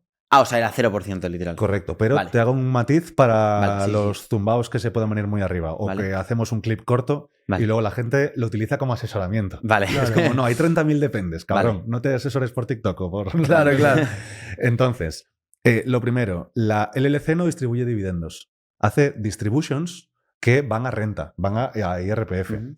¿Qué pasa? Que hay países como Portugal, como el Reino Unido, Malta, hay 3-4 países más, de hecho Dominicana también, que no las ven como sociedades transparentes.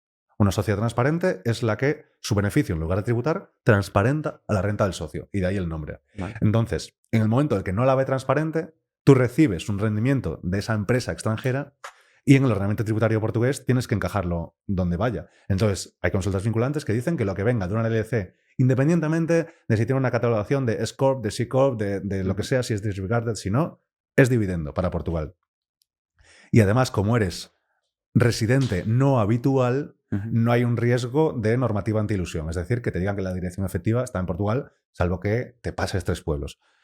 Pero sí que hay un riesgo real. Y me viene de puta madre, porque la verdad que no me aventuraría a explicarlo si no fuera porque ya lo hemos explicado antes. El riesgo real de una LLC en Portugal es la sociedad profesional. Ajá. Vale. Entonces necesitas estructurilla. Vale. Yo, por ejemplo, tengo riesgo cero en ese sentido, porque es como gigante. Sí, sí. Pero bueno, alguien que es su LLC, él solo, NHR en Portugal, encima no le cobra un salario, es decir, no la trata como una empresa. Ujú. Claro, tú si tuvieras una SL en España, te cobras tu salario de ella, o sea, o le facturas o te Claro. pones una nómina. Aquí directamente es. Claro, aquí es como yo no cobro nada y me voy pasando pasta y le llamo dividendos a la transferencia y va todo al 0% y aquí jauja. Pues bueno. Ahí esa- puedes tener problemas. Sí, y has utilizado el tiempo verbal exacto. Puedes tener problemas. Porque la lógica es que deberías tener problemas. Ujú. Todavía no hay casos. Pero los puedes. No sabemos si Portugal no quiere tocarte la moral porque sabe que si te la toca te piras y prefiere cobrarte el resto de impuestos, Ujú. que me parecería inteligente como país. Perdón. Y así ya no corto más en hacer la trompeta sonándonos los mocos. Vale. Y eso, Vale. entonces depende mucho cómo ganes el Vale. dinero. Pero sí, claro, el régimen NHR que había era brutal. De hecho, Ya no existe. cuando anunciaron que lo quitaban, ese diciembre, Fue una locura, ¿no? puta locura. Claro, O sea, claro. Puta locura. Eso me ves a mí con el coche por la ciudad hablando con desconocidos diciendo, oye, bueno, esto no, es que estoy pensando que es el año pasado y no está prescrito y puedo embarrar a algún cliente. No es un tema fiscal, es un tema de la vivienda. Porque el tema es que la gente no conseguía viviendas. En plan, oye, pago honorarios, hago lo que sea, me voy a Portugal, pero ¿dónde me meto a vivir? Claro, Claro. ¿dónde vivo? Claro, entonces como había ese problema, pues vale. solucionamos ese problema. Claro. Y entonces ahora hay un NHR que los beneficios fiscales son los mismos, pero el acceso es mucho más Es muy complicado. complicado. Vale, o sea, una persona que tenga un negocio online, por ejemplo, es muy complicado que se pueda andar. Sí, es más para empleados de alto valor. Vale. Y sobre todo divulgadores, científicos y demás, o profesionales más normales, al uso como nosotros, que trabajen para empresas que o tengan más del 50% de su facturación en o que esté certificada por el ENISA de allí. Un poco como una empresa de un mercado emergente, un sector tecnológico. Ya sabes cómo va eso. Claro. Y Alex, a día de hoy, para un emprendedor, vamos a decir que no es José Lías, que tienes una empresa, Ujú. o sea, un emprendedor, una empresa pequeñita, Ujú. con 2-3 empleados, a día de hoy, ¿cuál es la mejor opción para irse? Porque se habla de Dubái, se habla de Ujú. República Dominicana con Pedro Werbaum. ¿Cuál es la mejor opción? ¿Sabes cuál es la primera palabra que voy a decir? Depende. Efectivamente. Hay que distinguir, pero me viene muy bien la pregunta para hacer un punto educativo, que es diferenciar entre la persona y la empresa. Vale. Esa persona se puede ir a Panamá, Ajá. donde no tributaría por nada de lo que le provenga del exterior, como los beneficios de esa empresa, pero esa empresa estaría en España, seguiría pagando su 25%, seguiría pagando la seguridad social de los empleados que tengan contratados y seguiría todo normal. Simplemente, después de pagar ese 25%, ese beneficio la persona podría cobrarlo gratis o sin pagar impuestos. Vale. Ojo aquí porque se les olvida tanto a los que se asesoran por redes como a los asesores que no están en fiscalidad internacional. Y es que hay que tener en cuenta 3 puntos de tributación y no 2. No hay que tener en cuenta origen y destino. Es decir, lo que paga la SL y lo que pagas tú por los dividendos. Sino lo que paga la SL por IS, lo que pagas tú por los dividendos en tu residencia fiscal, allí donde vivas, y la retención, el withholding tax, a la hora de repartir ese dividendo. Aquí, pues España con Dominicana retiene un 15, por ejemplo. Entonces, por mucho que yo no voy a Dominicana porque tengo la empresa del abuelo en el que tengo un porcentaje y me dan 200.000 euros al año y estoy tributando en España pues un 20 largos por ciento, porque eso va a renta del ahorro, no del trabajo. Claro. Máximo 30% desde 2025. Y ya está, y jauja, y me ahorro una pasta. De los 200.000 me quedo con 200.000 en lugar de menos un 15%, menos un 30%. Sin embargo, si esta persona se fuera a República Dominicana, recibiría 200.000 menos la retención del 15% que ya te retiene la SL. O sea, ya tú nunca lo recibes ese dinero.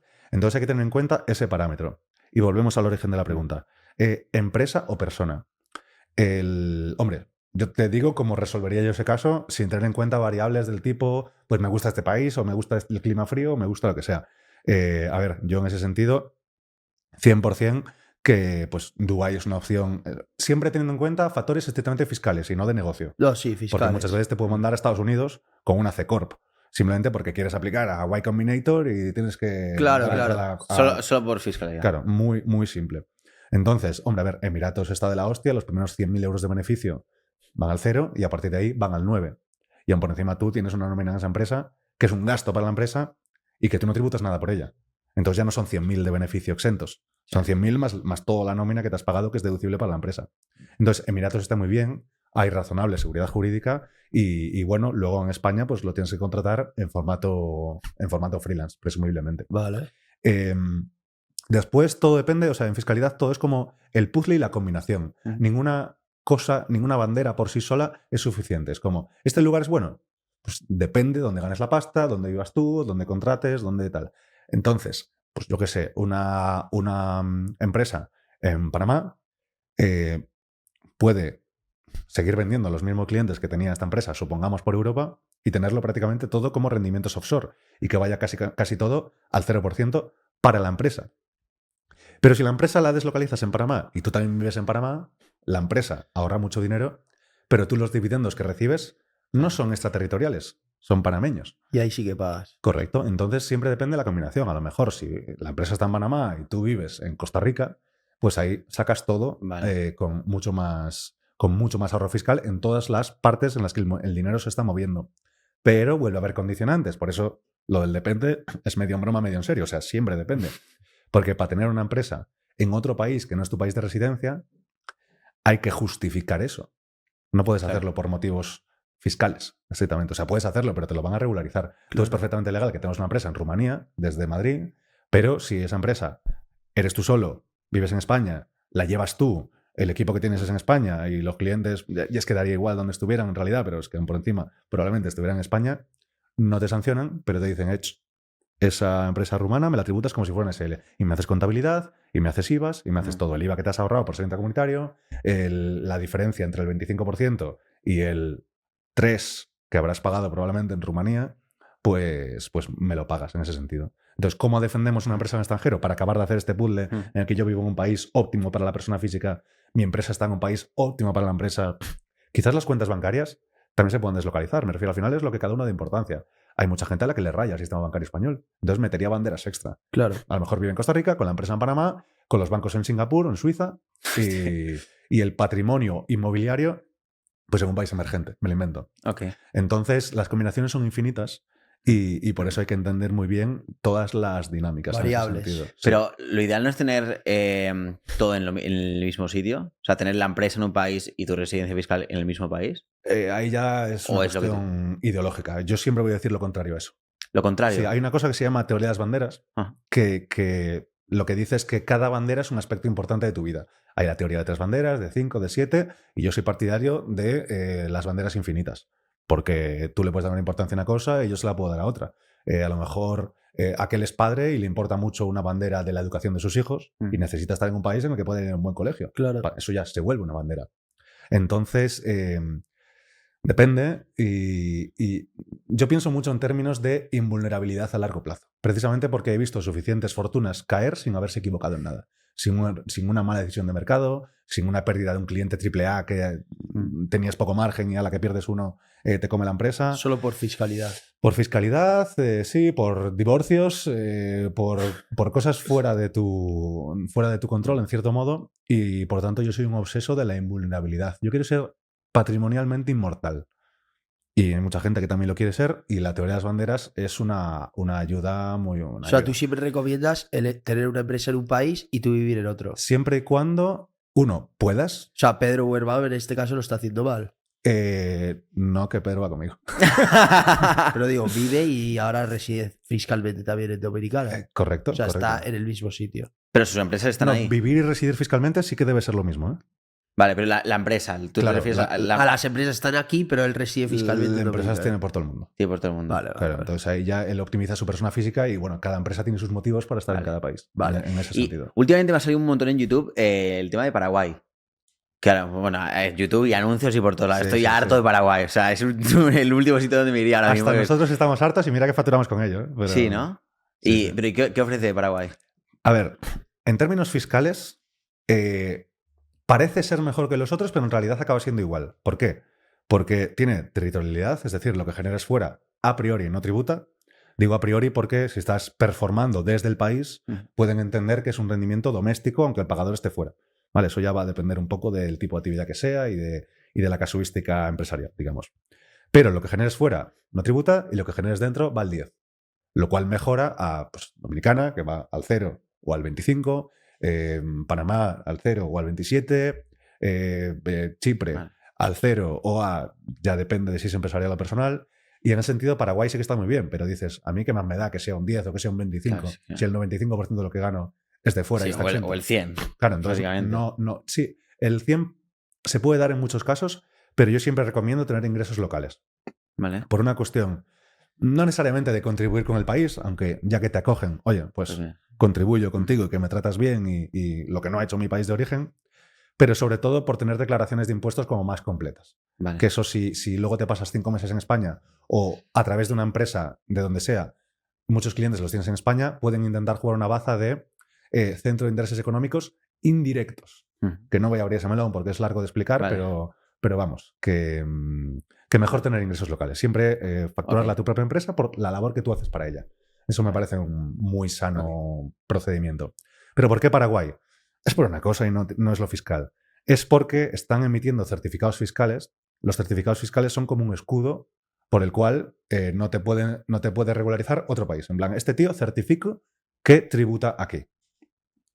Y emite certificados fiscales con solo 1, 2, 3 días de presencia al año. Entonces la gente se está volviendo loca y dice, ¡guau!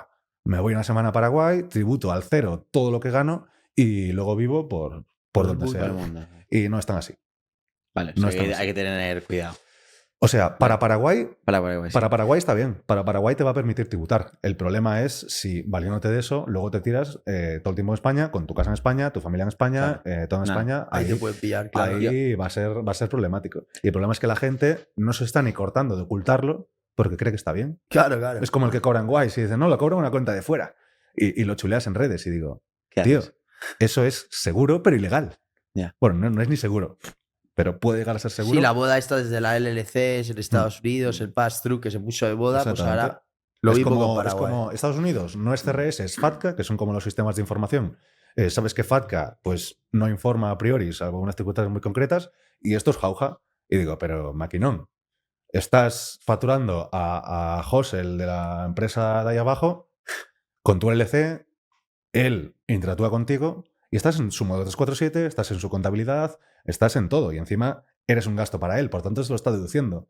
Y si se lo está deduciendo es susceptible de que Hacienda se lo ponga en duda. Claro. Y se lo va a poner en duda preguntándole qué es esto, qué servicio te ha prestado y con quién has hablado. Porque Hacienda te pide el mail y el teléfono de tu contraparte con la que estés interactuando. Claro, claro. Entonces es razonablemente fácil que esto salte si no lo haces bien. Entonces en la era Crypto Spain la gente se ha vuelto muy loca, la verdad. Hostia, qué locura lo de Crypto Spain, ¿no?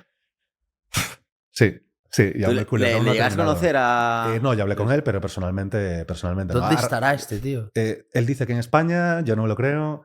A ver, fue a raíz de un vídeo que salió criticándome y tal. Era vuestra competencia, ¿no? Un poco, ¿no? Me gusta decir que no, pero en el fondo, Lo intentaban. desde fuera, se percibe como que sí. O sea, para poner en contexto... Sí, CryptoSpain era pues el... No quiero decir así, pero el calvo de la máscara que salía en redes sociales con la banderita de España y que te hablaba de cómo pagar 0% de impuestos en España de manera legal, ¿no? Entonces había también mucha polémica porque mucha gente como tú y como otros fiscalistas, yo diría un poco más serios y coherentes, decían que eso es ilegal, que eso es lo que él planteaba de hacer una empresa de NFTs, venderte NFTs en Irlanda o no sé dónde era. Hay de todo lo que decía CryptoSpain, que era mucho, lo fiscal, porque lo de la parte de crítica política creo que estamos todos de acuerdo. Todos de acuerdo, completamente. Sí. Y de la parte fiscal yo lo dividiría en 3 tipos de cosas, o de grupos, o cómo calificaría sus estrategias. Las que están bien, estoy completamente de acuerdo, que no son pocas, y que la verdad que creo que España le debe el haber abierto camino en ese sentido, porque antes hablabas de NHRLC y la gente dice, ¿qué es eso? Ni de coña. Y luego post CryptoSpain es como, vale, sí, lo entiendo, y agradezco que me digas que está este riesgo y que está este riesgo. Entonces, yo no lo voy a criticar. O sea, a mi negocio le ha venido de la hostia CryptoSpain. Mentiría si digo lo contrario en ese sentido. Pero esos 3 tipos de estrategias son las que están perfectamente bien y ole sus huevos, las que están mal directamente y las que, estando mal, se pueden hacer con cierta seguridad. Y es como si pues tú eres un asesor de barrio y te viene el cliente del bar y le dices, no, estás loco, te han pagado en efectivo, eso tienes que meterlo en el banco y decláralo todo. Digo, esto es lo que tienes que hacer. Y si no lo haces, pues allá con tu riesgo. Seguro, claro, que no te va a venir nadie a mirar el efectivo. Exactamente. Entonces yo tengo conflicto moral cuando a alguien algo ilegal le dices que es legal. Y a lo mejor yo no tengo conflicto moral con que la persona lo haga.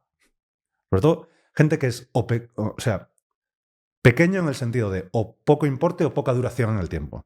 Si tienes cualquiera de las dos, yo no tengo conflicto moral con que hagas algo gris mientras te preparas para marcharte y todo este tipo de cosas. Claro. Entonces ahí cero crítica desde el punto de vista moral. El problema es que si dices que algo es 100% legal, que no me gusta nada ponerle porcentajes a la legalidad, que entiendo que es binaria. O legal o ilegal. Sí. Claro, exactamente.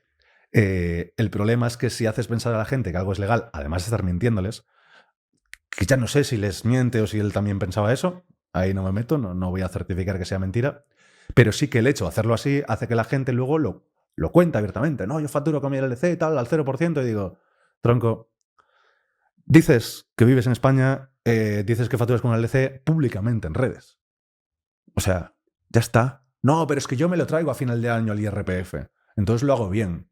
Y digo, haces bien ese impuesto. Haces mal el IVA y haces mal la seguridad social. Claro. No, porque es que no soy autónomo. Y digo, en fiscalidad, aunque la mona se vista de seda, mona se queda. Esto es el concepto que es la gran crítica a CryptoSpain, es que ignora el concepto de simulación fiscal. Sociedades personalistas. Para Hacienda, por mucho que tú le des apariencia de SL, me lo tributas como tal. ¿Tienes una empresa en Rumanía? Por mucho que tengas una empresa fuera, eso es una SL española, en ese sentido. Por mucho que tú factures como una LLC, eres tú solo, trabajas desde España y iba a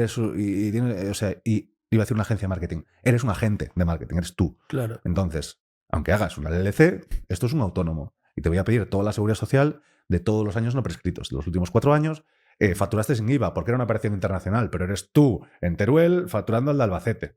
Eso lleva IVA. Y te voy a pedir el 21% de los últimos 4 años de tu facturación. Claro, eso es la mierda de España, tío. Que es que te montas una LLC, eres tú solo y ya está. Personalísimo. Bueno, ahí aunque tuvieras estructura, me refiero, si la estructura está en España... No, claro. O sea, hay que atender a la realidad económica bueno, el hecho económico.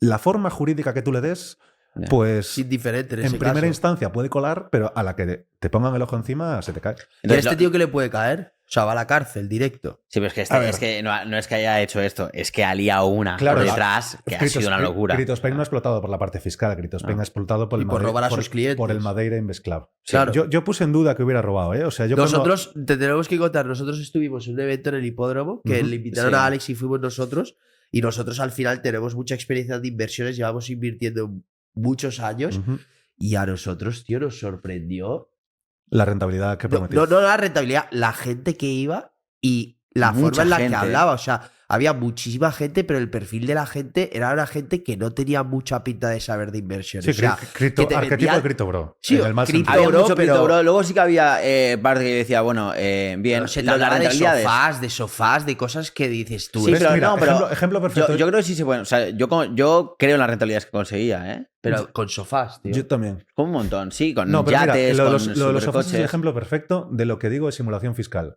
¿Qué pasa? Que tú para hacer un Madrid Invest Club tienes que regularte por el regulador de la parte financiera, lo que en España es la CNMV, digamos, o en Estados Unidos la SEC. No sé cómo se llama, la portuguesa, que por Madeira debería haber sido. Entonces, ¿qué pasa? Esto burocráticamente es un infierno y tiene una serie de costes brutales. Que yo estoy preparando un fondo de inversión que llevo tiempo y... Tela, ¿eh? Infinitas reuniones, ya no solo con consultas CNMV, sino con despachos, con Garrigues ahí peleándonos, que sí, que si no, esto lo puedes hacer, esto no. O sea, es complejo. ¿El que hizo? ¿Qué simuló? ¿O qué apariencia, qué mona vistió de seda? Tú, como tú no puedes invertir en mi fondo y yo darte una rentabilidad porque entonces tengo que ser regulado. O sea, tú me das un dinero por comprarme un NFT que representa un sofá. Claro. Y tenemos un contrato de recompra por el cual dentro de X meses yo te lo voy a recomprar por tanta pasta. Claro. Y esa pasta, que aún encima es variable, que hacerlo variable ya es como más fondo imposible, pues te la devuelvo y es como si hubieras invertido en un fondo y salieras, pero no, has comprado un NFT y lo has tal. Entonces, eso es un fondo de inversión, por mucho que tú lo vistas de compraventa de sofás o de piezas únicas o de lo que sea. Sobre lo que has dicho de creerse la rentabilidad, yo cuando estalló el punto dije, mira, vamos a esperar unas semanas porque yo no creo que haya robado. Es que puede ganar mucho más dinero que robando. O sea, no necesita robar en ese sentido. Entonces, y eso es que te pones una diana en la espalda de cojones, porque te invirtió mucha gente sin por ir sin KIC, no Claro, por la rentabilidad. Que no simplemente lo han ganado aquí en... que es dinero probablemente negro por todos lados. Hay gente mala en el mundo que Sí, tiene sí, dinero que tal y le das esa 100%. rentabilidad y ahora les debes dinero, me refiero. Sí, sí. Que está buscado, básicamente. Oye, sí, claro, hay que tener cuidado. A mí donde yo dejé de defenderlo y me inhibí fue cuando me enteré de que vaciaron Sentinel el día anterior de que saltase todo. ¿Qué Sentinel qué es? Era el negocio este que tenía aparte de cajas fuertes. Ay, esto no lo sabía. Correcto. Se saltó unos días después de que el día anterior Que al tenía dinero escándalo de clientes y cajas fuertes. supuestamente no podía saber lo que tenían sus clientes ni tampoco mucho menos tener acceso a ello. Pero un cliente puede estar guardando ahí acciones al portador de 1920 que hoy valen 1.000 millones. Claro. Puedes tener 3 Richard Mille y se lo guarda como si fuese un ledger. O sea, se fiaban ledger, de él claro, a full. Sí, o exactamente. efectivo directamente. Claro. Y se ha llevado todo, las ha vaciado. Bueno, parece que se vació Sentinel y que se desapareció. Bueno, se pilló a Santiago Abascal entrando ahí, se pilló a un par de políticos más, a Alvise también y tal. Entonces, ¿robó o no robó? Yo no lo sé. Sobre las rentabilidades que prometía, pues te digo, a mí no me parecen tan heavies. Yo nunca las prometería. De hecho, las que yo voy a prometer van a estar en torno al 7 y el 8%. Él prometía pues 70, que luego entregaba un 30-40, que está muy bien, muy lejos de lo prometido, pero brutal igualmente. Joder. Pero a ver, los que estamos en los negocios todos conocemos gente que saca 3 cifras de rentabilidad. Sí, 100, pero no 200, de forma 300%. constante. Y con tu dinero, asumiendo unos riesgos que puedes asumir con tu dinero, pero no con el de otros. Claro. Entonces, ese es el matiz que yo hacía. Yo decía, yo creo que os va a pagar esa rentabilidad o más indefinidamente. ¿Qué pasa? Que si algún día vienen mal dadas, no creo que se vaya ni a dejar pillar, ni a entrar en el caldero, ni nada. No. El día que vengan mal dadas, desaparezco a un país sin extradición y aquí paz y después gloria. Entonces, ¿es muy rentable? Sí, mientras dura y te salgas a tiempo. Yo sinceramente, yo pensé en invertir, pero justo como empezaba el bullrun, empezaba a despertar Bitcoin, dije, me lo quedo yo y lo hago yo. Pero sí que tenía algún amigo, que no sé si te dije quién fue, que es el que nos invitó al evento, que claro, empezó un poquito y claro, te vienen un 50% en 3 meses. Te dicen, bueno, una nueva obra, tal, otro 50% en 3 meses. Claro, eso es muy llamativo, un 50% en 3 meses, Joder. Claro. Hostia, metes Hombre, son 100.000 pavos y está, 200%, claro, hace un 50.000 en 3 meses. O sea, es una locura. Y metió básicamente todo su dinero y fuera. Pero es lo que digo, que si sabes un poco de inversiones, sabes que un 200% lo puede hacer un año con suerte, pero no puedes seguir 5 años No, con o lo eso. puedes hacer tú con tu dinero porque asumes una serie de tal, ahora porque prefiero hablar de las cosas, pero otro día os cuento un par de operaciones de mi hermano, que para mí es uno de mis grandísimos mentores, que brutal, y te saca 4.000% de rentabilidad en una operación grande, porque dices... ¿En qué sector? Inmobiliario, todo. Concretamente, desarrollo urbanístico de polígonos industriales. Pero claro, el tema es, la operación económicamente saca un 300-400% de rentabilidad, pero financieramente puedes sacar por 10 de eso, a lo mejor. Claro, esa palanca al máximo. Correcto, no es lo mismo comprar hectáreas a 3 euros el metro cuadrado y venderlas a 12 que comprar hectáreas a 3 euros el metro cuadrado y venderlas a 12 Con el dinero de otros. habiendo aportado tú solo la garantía de 3 euros claro. al banco en un futuro que negocies con ellos y demás. Claro. Entonces tu rentabilidad es de 30 céntimos a 12 euros. Una cosita que yo quería preguntarte, que es que lo he buscado en muchos podcasts de mucha gente y yo no lo tengo claro. O sea, por ejemplo, una persona que se va fuera de España y traslada su residencia fiscal a otro país, por ejemplo, mi caso, tengo 17 años. Si me quiero ir el día de mañana fuera de España a Andorra, Portugal, Dominicana, y luego en 5 o 7 años quiero volver para tener mi familia aquí, ¿es posible? ¿Bajo qué condiciones? Me sorprende mucho porque esa es una pregunta súper habitual. Y me sorprende muchísimo. Tú, en el momento en el que cumples un año en Dubái, declaras en Dubái, tributas en Dubái, ese dinero es tuyo, lo mueves por el mundo como te salga de los Y cojones. no tienes que pagar nada. Absolutamente nada. Vale, Absolutamente o sea, nada. vale, pero en el caso, yo me llevo Pero mi hay empresa... un cierto cantidad de años, ¿no? O sea, porque el otro día estuve hablándolo con un amigo y, por ejemplo, si yo me voy a Dubái, gano 1 billón, no pago el billón y al año siguiente me vuelvo a España con ese billón. Vale, eso me podéis haber escucharlo decir porque simulación fiscal, mira que se nos está conectando todo en círculos. O sea, lo que Hacienda te dice ahí, o sea, Hacienda en ese caso, imagínate, caso que siempre cuento, pues porque ya tengo la anécdota en top of mind. Vigués, Bullrun, gana mucha pasta, se va a Portugal a hacer cash out y vuelve. Claro, eso es. Viene Hacienda y te dice, no te estoy invalidando la residencia, no te estoy diciendo que resides en España, lo que te estoy diciendo es que te fuiste solo por esto. Claro. Sin motivo económico válido. Lo hiciste por motivo fiscal. Vale. Entonces, eso significa que, sin invalidarte la residencia, te hago tributar esa venta de cripto como si nunca te hubieras ido a España. Claro. Entonces, ¿dónde está la barrera en este sentido? No se sabe. No se sabe. Vale. Entonces, barrera máxima 4 años, porque en 4 años está prescrito. Ahí Sí, no hay eso es lo que leí yo. Ahí no hay nada que O sea, toser. si te quedas 4 años, ya ahí no pasa Ahí nada. absolutamente nada que decir. O sea, si estoy 5 años en Dubái y luego me quiero volver, No pasa no me nada. van a reclamar ni un euro. Con 4 te llega. ¿Vale? Eso con 4 legalmente porque es el plazo de prescripción. Con 3 ya ha dicho el Supremo que no hay ningún escenario en el cual puedas decir que se cambia residencia es instrumental. Por tanto, aunque la prescripción es a los 4, a los 3 ya tenemos jurisprudencia que nos puede defender en ese sentido. Pero eso no quiere decir que haya que esperar a los 3. A lo mejor con 2 ya tiene sentido. Es más, a lo mejor con 1 tiene sentido si tú eres capaz de justificar y demostrar que no te has ido por motivos fiscales, que había un motivo económico válido. Vale. Igual que si vives en España y quieres una empresa en Rumanía y tienes un motivo económico válido para tenerla allí, aunque no tengas estructura allí, te la van a respetar.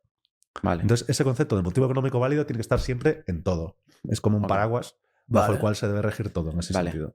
Vale, en el caso de volver a España, ¿se puede volver dejando la empresa fuera o hay que traerla de vuelta a España? Depende. Vale, también depende. Entonces, tú, como decía, puedes vivir en un país con la empresa fuera, siempre y cuando esa empresa tenga un motivo económico válido o sustancia empresarial. La sustancia empresarial quiere decir plantilla allí, desarrollan los procesos allí y demás. El motivo económico válido puede ser que la creaste cuando vivías allí. Vale. Lo es un motivo válido. Entonces, te vuelves a España, te la respetan, no se sabe por cuánto tiempo. Evidentemente, tras 10 años te la van a nacionalizar si la descubren. El primer y segundo año, muy improbable.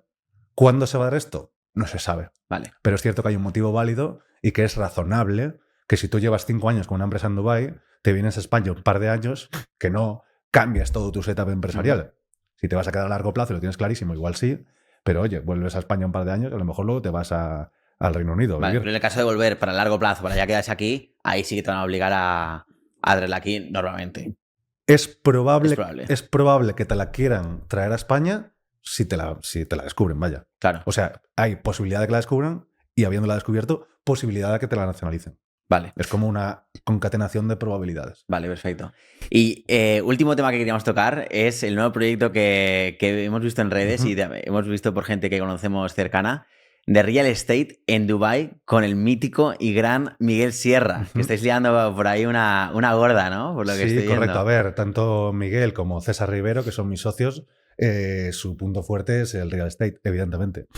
Entonces nos empezamos a encontrar con que Fiscal, en la parte estrictamente de fiscalidad, de despacho, adquirió una dimensión grande y además por lo que sea, se genera una confianza en la consultoría que luego es como, vale, me voy a ahorrar esta pasta, ¿y qué hago con ella? Claro. Entonces mucha gente quiere invertir en ladrillo, pero cuando quieres invertir, en España está razonablemente claro, pero cuando quieres invertir fuera, hay ya no la barrera psicológica de cómo lo hago. O sea, lo hago como persona física, creo una empresa allí, luego una empresa de aquí, cómo llevo el dinero allí, cómo hago el cambio de divisa, tengo que pagar en dirhams, no sé qué, cómo hago. Porque bueno, mencionaste Dubái, pero estamos vendiendo en un montón de países, pero sí que Dubái, Dominicana y Kenia son los que más están saliendo. Sí, lo de Kenia está siendo muy gracioso porque es en target, en clientes que hacen inversiones grandes en jurisdicciones asentadas, y como en Kenia es tan barato, es como, y me pones uno en Kenia. Vale. ¿Sabes? Entonces está siendo... Que queda bien, ¿no? Está siendo un poco así. Entonces, nuestro market fit, donde vimos el nicho, es que tenía mucho sentido hacer la operación inmobiliaria acompañada de la operación fiscal. Claro. Entonces, pues si te hay que ir a un setup, se hace un setup, muchas veces es mera planificación fiscal. Entonces es como un servicio paquetizado de inversión en el extranjero con la parte fiscal tenida en cuenta. Entonces era como una sinergia muy clara en ese sentido. Vale, entonces lo que vas a ofrecer básicamente es a los clientes, bueno, ya no clientes, pero sobre todo clientes, que les optimicéis fiscalmente todo su patrimonio y todas sus empresas, que también tengan la opción del dinero que se ahorran, poder invertirlo. Correcto. En los sitios donde estén. Por ejemplo. Ahí no tocamos nada. Y ahí no tocáis nada. Ahí llevamos la comisión de la venta del inmueble y los honorarios de planificar la operación. Pero el inmueble es suyo, se lo compra directamente a la constructora y demás. ¿Pero qué tipo de rentabilidades, por ejemplo, se pueden encontrar en Dominicana o en Dubái? Nosotros solo estamos promocionando y prometiendo la rentabilidad explícita. ¿Vale? Yo siempre diferencio cuando hablamos de inmuebles de la rentabilidad implícita y la explícita. La explícita es pues, el alquiler que te da, por ejemplo, y la implícita es la regularización. Entonces, eso no lo puedo saber. Claro. Es como un brindis al sol. La rentabilidad explícita, perdón, estamos prometiendo el 8%, está siendo un poco más, porque normalmente vendemos propiedades que ya llevan asociada la explotación vacacional para una rentabilidad. Entonces, pues trabajamos mucho con Meliá, por ejemplo. Y el tema es que Meliá en sus predicciones, a la hora de estimar qué rentabilidad te va a dar, te presupone una ocupación del 50%, que siempre es mayor. Pero así se cubren el culo ellos, claro. Y nosotros estamos cómodos con eso también. Mira, te vas a llevar un 8% de rentabilidad, más la revalorización del inmueble, más la diversificación de tu patrimonio, más la posibilidad de apalancarte sin cubrir CIRBE. Que esto es muy interesante porque como están en construcción la mayoría, tienes un plan de pagos razonablemente holgado que hace que no tengas que pedir financiación bancaria hasta que el piso esté terminado. Imagínate, pagas el 20% de entrada. Pagas otro 20 o 30% durante 2 años de construcción. Y luego te queda pues el 50% que pagar a la entrega del inmueble. Pero a la entrega se pone a rotar y ya está rentabilizándose. Entonces ya el banco te dice, pues este 50% te lo financio y se paga solo con la rentabilidad. Wow, brutal. Entonces, claro, es un approach muy patrimonialista. Muy de generar patrimonio a 5 años vista en el que aportas entradas y poco más. Claro. Vale, brutal. Entonces, ¿y para entrar en ese proyecto hace falta ser cliente de Fiscal o también se puede hacer? La mayoría lo son, pero no es necesario. Vale. No es necesario. Solo que, claro, si vas a invertir en inmuebles, que puedes ir a ver perfectamente, pero es que la realidad es que la mayoría no van a verlos. Tienes que haber generado una confianza. Claro. Y la confianza que se genera en fiscalidad cuando tienes que contarle tus entrañas al asesor, pues oye, se genera un nexo ahí, la verdad. Claro, brutal. Pues lo miraremos. Muy buenas opciones que nos ofrece Fiscal para ahorrarnos dinerito, ganar dinerito, multiplicarlo, que es al final lo que queremos. Y conservarlo. Pues y conservarlo, eso es. Pues Alex, un placer tenerte en Trippers. Brutal, verdad, nos ha servido un montón, yo creo, a todo el mundo que nos ha escuchado. No hemos terminado. Se nos ha hecho corto. Se nos ha hecho muy corto, la verdad. Sí, la verdad es que sí. Ronda 2. Ronda 2 pronto. Y bueno, tenemos una rondita de preguntas rápidas. El lado empresarial y luego el lado personal. Sí, nos ha quedado mucho, pero bueno. Una rondita rápida, preguntas rápidas para conocerte un poquito más tu lado Tripper y vamos con ello. ¿Preparado? Sí. Venga, pues. No he querido ver, Miguel y César me dijeron, no te lo mires, vete sin... Claro, lo mejor. Bien. Trippers Quick Questions con Alex Algarci. Vamos. Si pudieras tener cualquier habilidad sobrenatural durante un día, ¿cuál elegirías? Volver atrás en el tiempo. ¿Vale? Y además lo puedo hacer indefinidamente durante ese día. Claro. Puedo estar tradeando ese día muerto. Vale. ¿Elegirías saber la verdad absoluta sobre el pasado o sobre el futuro? Hostias, es que creo que la vida sería súper triste si supieras el futuro, ¿eh? Súper triste. Lo tendrías todo, pero sería súper triste. Prefiero saber el pasado. ¿Vale? ¿Vivir sin música o vivir sin libros? Hostia. Va, sin libros. ¿Sin libros? Sí, es que la música es una parte... Esencial. Sí. Totalmente. Un personaje histórico para tener una charla. Un personaje histórico. César, ¿Tiene que estar muerto? No. A ver, es que tengo mucha curiosidad por saber lo que supongo del sistema, saberlo. En plan, me gustaría sentarme con Trump, con Elon Musk o con alguien de este estilo. Vale. Incluso con alguien más del enemigo, ¿eh? Más un rollo Kissinger o un Rothschild o alguien de estos. Uf, un Rothschild sería increíble. Que te cuente todo, tío. Vale, imagínate que mueres hoy Ujú. y te dan la opción de volver a nacer. ¿En qué año lo harías? ¿En qué año lo haría? A ver, yo soy muy viejoven, ¿eh? Y muy ermitaño y de vivir en el campo y demás. Me veo tentado a decir que me iría más, no a principios de siglo, porque me como 2 guerras mundiales, posguerra no, porque había una pobreza del copón, pero sí que es cierto que años 70, 80, época hippie y demás, me resultaría atractiva. La movida, pero, la movida. La movida. pero creo que volveré, sí, Woodstock, pero no, yo creo que viviría lo mismo que he vivido. Y No irías al futuro, en plan, nacer en el 2200. No, que va, sí, la sociedad se dirige hacia un lugar que estoy No, menos no, tal. no, No, no. yo volvería a nacer igual, cambiaría un par de cosas, compraría Bitcoin en 2010 y... Espectacular. Y ya está. Ya vivir. ¿Cuál es tu mayor virtud? Hostias, nunca me lo había planteado, la verdad. Yo creo que es la capacidad de abstracción o de siempre ver nunca queda la no superficialidad, pero no en un sentido de trato, sino en un sentido conceptual, de que siempre me voy a la segunda, tercera, cuarta, quinta derivada. Vale. En plan, oye, este statement parece muy bonito. Vamos a hacer los ricos pagar más impuestos. Oye, lo primero, ¿es deseable? Lo segundo, si lo haces y se marchan, es como todo lo fractal que es el conocimiento, me gusta bajarme al underlying truth de la realidad, digamos. Sí. ¿Vale? ¿Y tu mayor defecto? Pues que tengo muy poca memoria RAM, en el sentido de que tengo que tener en cuenta varias cosas en el momento y como que me atoro mucho. Hostia. ¿Vale?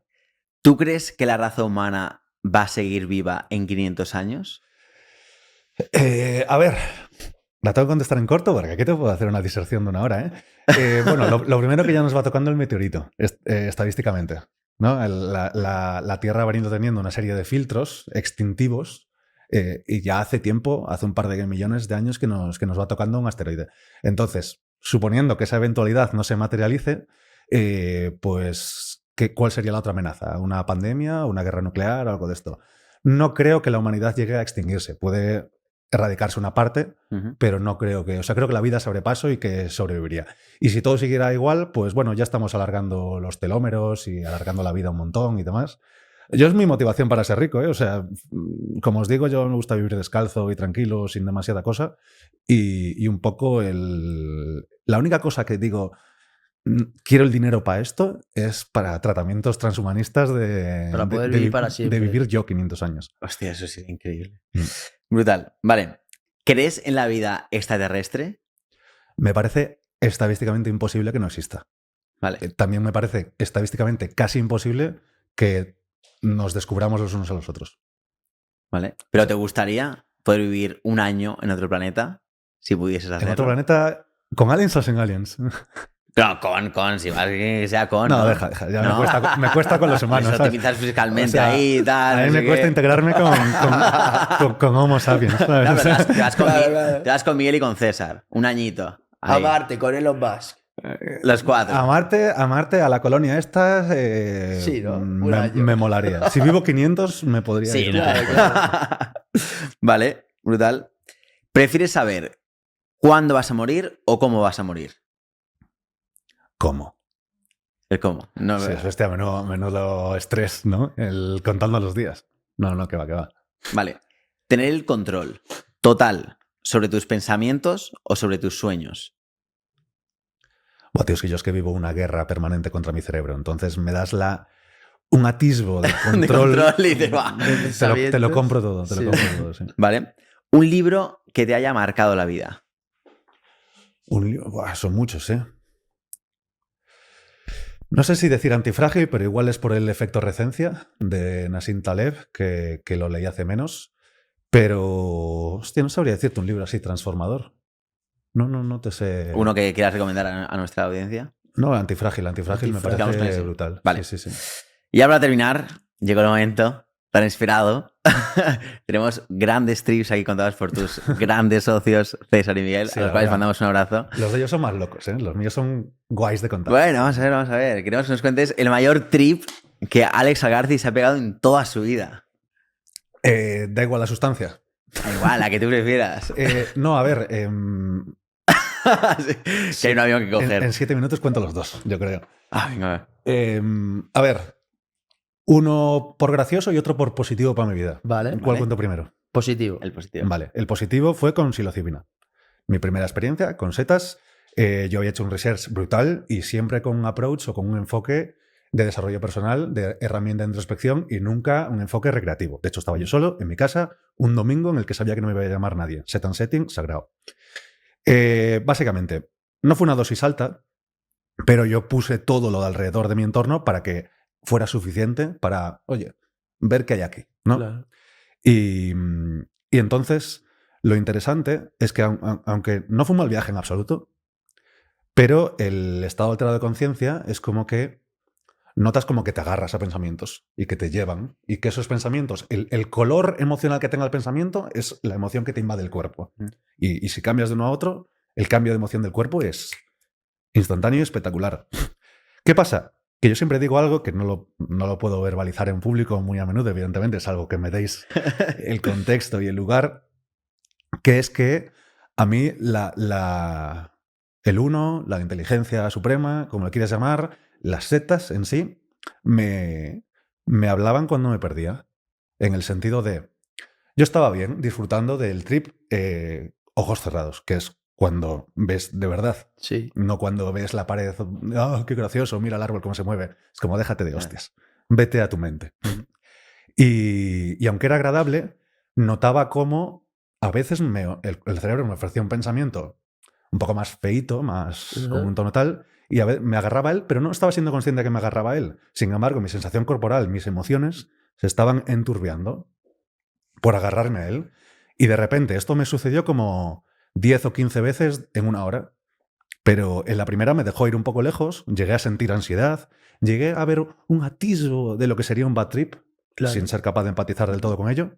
Y de repente, no fue un sonido, pero mi cerebro lo interpretó como un sonido, como una voz. Y escuché, esto me vacila mucha gente que yo le conté la historia, que me lo dice luego en la vida real y me dicen, ríndete. Y eran como unos tambores tribales y una máscara, no mexicana, en plan máscaras de Catrinas, sino las máscaras del Crash Bandicoot. Okay. ¿Os las visualizáis? Bueno, un videojuego de la Blade Metal. Unas máscaras así con un toque tribal, mexicano y así. Y eran esas máscaras, sonaban los tambores, ríndete. Y la primera vez que fue así, fue como automático. En plan, ¿qué es esto? Solté el pensamiento y pesaba 30 kilos menos de tristeza o de ansiedad y demás. Y dije, hostia, qué fácil es soltar. Qué fácil es soltar cuando te das cuenta de que estás agarrado a un pensamiento en una rumia ahí destructiva. Y claro, esa vez me dejó ir un poco más y luego yo seguí en mis pensamientos disfrutando, la verdad, de la introspección y cada vez que me agarraba uno un poco negativo y notaba un poco se aceleraban las pulsaciones o que en general yo me estaba poniendo triste o enfadado o iracundo o lo que sea y ríndete. Y me lo dijo tantas veces que como que me quedó los meses siguientes y cuando me agobiaba y tal, no es que lo escuchase, pero me venía el remember de claro. Como, buah, que es facilísimo, tío, que es facilísimo soltar un pensamiento que te agobia. Aceptación, básicamente. Sí, aceptación extrema. Sí. Qué guay, tío. Es buena lección de vida. Muy buena. Sí, brutal. Y la graciosa. Te queda la graciosa. A ver, la otra es con marihuana, no con ningún psicodélico, pero ha sido la experiencia más psicodélica que yo he tenido. Hostia. Paradójicamente. Y es porque, bueno, yo he tenido amigos adolescentes que fumaban, yo siempre fui súper anti todo y con 27 años en la búsqueda de fórmulas para dormir un poco mejor, pues le di una chance a probar la marihuana. ¿Qué pasa? Que no como yo no sabía fumar, yo soy de los que por la noche a lo mejor te fumaba un pitillo todo de boca y tus amigos, para eso no me pidas un pitillo, ¿sabes? Entonces dije, vale, sí, como no sé fumar, pues la voy a hacer ingerida, que me parecía como mucho menos agresivo, ¿no? Y me hice una leche proteica. Básicamente porque tiene que haber grasa, entonces tienes leche entera, a veces hay quien hace mantequillas para brownies y bizcochos, se puede hacer una leche proteica, que desaconsejo completamente porque da puto asco, lleno de clorofila, sabe fatal. Y bueno, lo que no tenía tan claro, o sea, sabía que tardaba más que fumada, pues fumado es casi instantáneo, sabía que tardaba más, pero media hora, 1 hora. Llevaba 1 hora y media y no sentía nada. Y nada, entonces me bebí lo que quedaba y es como empiezan todas las historias de... Balas. Sí, exactamente. Y nada, me dio un ataque de risa muy heavy, o sea, muy heavy, de que empecé a agobiarme que flipas y llegué a sentir casi la necesidad de llorar de por favor, necesito dejar de reírme. Pero fueron nada, 2-3 minutos. Menos fue mal. una cosa corta. Pero ya me quedó el cuerpo como, en plan, hostia, que descontrolo. Claro. De hecho, hubo un punto en el que dije, me voy a poner cómodo para no contribuir a contaminar el trip. Y recuerdo que me tumbé así boca arriba y me entró la paranoia de que no podía separar las manos. Y yo estaba mirando las manos y quiero separarlas. Y no había una conexión cerebral con el sistema motor en ese sentido. Hostia. Y entonces, perdonadme que me da la risa, y me haces un corte aquí muy rápido. Perdón a la cámara.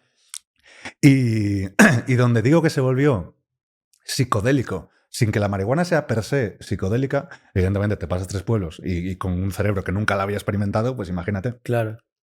Entonces, yo recuerdo cerrar los ojos y entregarme a la causa en el sentido de decir, mira, he tomado esto, no lo puedo expulsar de mi cuerpo, que sea lo que Dios quiera. Lo único que recordaba, porque le metí mucho research previo por la paranoia de que me sentase mal o cualquier cosa.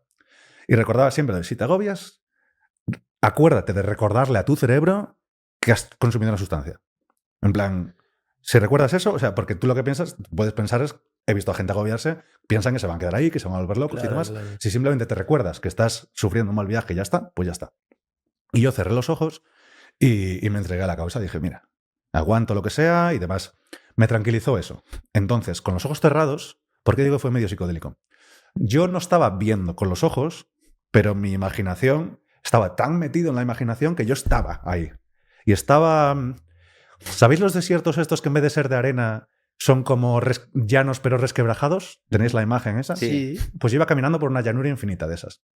Y aunque era un desierto, en mi cerebro era un desierto de tiempo. Era como una metáfora. Hostia puta. Y yo iba con el palito y la bolsa al fondo del palito. ¿Qué dices? ¿Sabes? Con mis cosas. Claro. Como caminando por ahí sabiendo que no voy a encontrar nada. Ermitaño a full. Y estaba totalmente atrapado en ese proceso imaginativo en el que yo estaba viviendo ahí. Yo sufría el calor, sufría mucho agobio de no ver nada en todo el tal. Notabas la curvatura de la Tierra, de lo plano que era todo. Y digo, mira, Alex, es lo que hay. Camina por el desierto de tiempo. El tiempo que haga falta. No te vas a morir. De vez en cuando me acordaba que era mi imaginación. En plan, ya está, tío. Aguanta. Lo que sea. Y me relajé en ese momento. Y dije, vale, pues voy a disfrutar de este proceso. Y ya estaba en el desierto de tiempo a veces y otras veces en otras imaginaciones, pero volvía mucho al desierto ese. Y digo, va, ya llevo aquí 3 horas, 4 horas, de puta madre, porque yo ya creo que ya estoy más relajado. Estaba más relajado porque había aceptado y había soltado. Hasta que veo el móvil y habían pasado 6 o 7 minutos desde que acabé la risa, ¿sabes? Y digo yo, que no, que yo llevo 3 o 4 horas esperando, ya han pasado 6 minutos y había visto en internet que cuando es ingerida te dura varias horas reales. Hostia. Y empecé a sacar la calculadora del móvil y digo, si 6 minutos son 4 horas, entonces 4 horas. Y dije yo, mierda, voy a estar semanas. Qué tripas. Sí, sí. Dios, y tío. cogí a mi mejor amigo, empecé a escribir, le digo, tío, te estoy escribiendo solo por poner en palabras, a ver si tiene sentido, lo quiero leer mañana, lo quiero tal, no sé qué. Hostia. Y bueno, ¿Y te duró tanto? nunca más el ingerido. trip?